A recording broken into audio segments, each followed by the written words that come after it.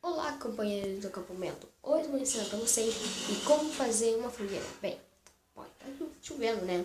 Mas isso não tem o menor problema. Porque vamos fazer uma fogueira muito segura. Bom, maneiro, isso aí, muito bom.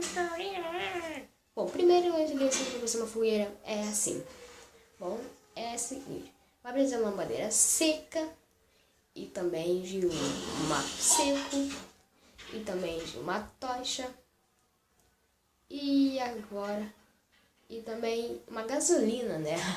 Tem que ser pouco, né?